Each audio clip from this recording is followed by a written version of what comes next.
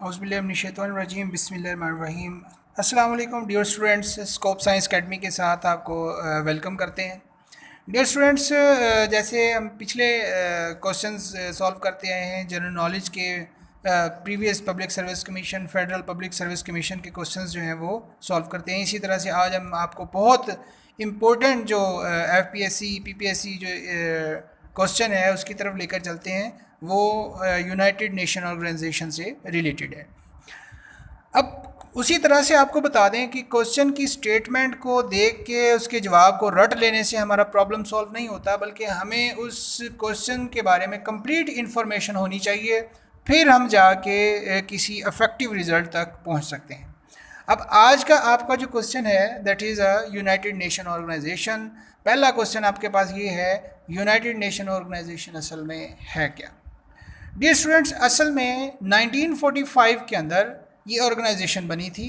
कब? Second world war के बाद। इसमें तकरीबन 51 कंट्रीज़ जो थी, इन्होंने एक कमिटमेंट की थी कि ये आपस में इंटरनेशनल पीस को मेंटेन रखेंगे, सिक्योरिटी को मेंटेन रखेंगे, फ्रेंडली रिलेशंस जो हैं वो दूसरी नेशंस के दरमियान जो है वो डेवलप करेंगे। इसके अलावा सोशल प्रोग्रेस को प्रमोट करेंगे और लिविंग स्टैंडर्ड्स को बेहतर करेंगे और ह्यूमन राइट्स का ख्याल रखेंगे। तो यूनाइटेड नेशन ऑर्गेनाइजेशन में 51 कंट्रीज़ के ने जो एक मीटिंग की, उसमें जो उन्होंने कमिटमेंट की, उस कमिटमेंट के अंदर international peace and security, developing friendly relation, इसके अलावा among the nations promoting social progress, better living standards and human rights. क्योंकि सेकेंड वर्ल्ड वार के अंदर देखें कि बहुत सारी कंट्रीज़ का जो जंग के बाद जो है बहुत ज़्यादा नुकसान हुआ था। तो इस ऑर्गेनाइजेशन ने कहा कि क्यों ना हम कोई एक ऐसी ऑर्गेनाइजेशन जो है वो बनाएं जिसमें बजाय जंग के, लड़ाई के, हम मिल बैठ के कुछ प्रॉब्लम्स का जो है वो सॉल्यूशन निकाल सकें। अब इसमें जो आपके पास ये बहुत इम्पोर्टेंट क्वेश्चन है, यूनाइटेड नेशन के 6 बहुत इम्पोर्टेंट ऑर्गन्स हैं। तो ये 6 ऑर्गन्स कौन कौन से हैं? पहला है हमारे पास जनरल असेंबली, दूसरा है सिक्योरिटी काउंसिल, तीसरा है इकोनॉमिक एंड सोशल काउंसिल, चौथा आपके पास है ट्रस्टीशिप काउंसिल, पांचवा आपके पास है इंटरनेशनल कोर्ट ऑफ जस्टिस और छठा आपके पास है यूएन सेक्रेटरीट्स। अब ये आपके पास 6 इम्पोर्टेंट ऑर्गन्स हैं इसके यूनाइटेड नेशंस के। अब वन बाय वन हम उसी तरह दोबारा जो इससे रिलेटेड एमसीक्यूज़ हैं उनकी तरफ भी आते हैं। जैसे आपके पास जो करंट और 9th सेक्रेटरी जनरल जो है वो यूनाइटेड नेशन ऑर्गेनाइजेशन का, वो कौन है? तो वो है हमारे पास एंटोनियो गुटेरेस। एंटोनियो गुटेरेस ये 1 जनवरी 2017 के अंदर इसने हलफ उठाया था। इसके अलावा जो फर्स्ट सेक्रेटरी जनरल है हमारे पास यूएनओ का, वो कौन था? वो था ट्राइगिव ली। अक्टूबर 1945, मतलब 24 अक्टूबर 1945 के अंदर इसने हल्फ उठाया था। अब इसके बाद आता है दूसरा कि इसका हेडक्वार्टर कौन सा है, मेंबर्स कितने हैं। देखिए, तो इसका जो आपके पास हेडक्वार्टर है वो न्यूयॉर्क के अंदर है और इसके अंदर जो मेंबर स्टेट्स हैं वो 193 मेंबर स्टेट्स हैं। टोटल कंट्रीज़ 196 हैं और अब यूनाइटेड नेशन ऑर्गेनाइजेशन के अंदर 193 कंट्रीज़ जो हैं वो आ चुकी हैं। 3 स्टेट्स जो हैं वो अंडर ऑब्जर्वेशन हैं। इसके अलावा इसका जो फाउंडर कंट्री है वो founder of United Nation Organisation that is San Francisco. और इसमें जो ऑफिशियल लैंग्वेजेस हैं, कौन कौन सी लैंग्वेजेस इसमें बोली जाती हैं?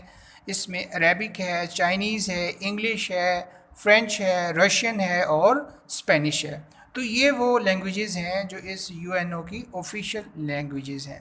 अब डियर स्टूडेंट्स, अब आपने यहाँ पर जो एक आपके पास एमसीक्यू था यूनाइटेड नेशन ऑर्गेनाइजेशन और उससे रिलेटेड आपने जो इतने सारे एमसीक्यूज़ सॉल्व किए हैं, उम्मीद है इंशाल्लाह कि इस यूएनओ से रिलेटेड अगर कोई भी क्वेश्चन आता है तो वो इससे बाहर नहीं होगा। अब इसमें आपने क्या चीज़ देखी है कि ऑर्गेनाइजेशन कब फाउंड हुई है? 1945 के अंदर। कब? सेकेंड वर्ल्ड वार के अंदर। उस वक्त इसमें कितनी कंट्रीज़ थी? 51। मतलब ये स्टार्ट के अंदर 51 कंट्रीज़ के ने ये कमिटमेंट की थी और इस वक्त जो है इसमें 193 कंट्रीज़ जो हैं मेंबर स्टेट्स बन चुकी हैं।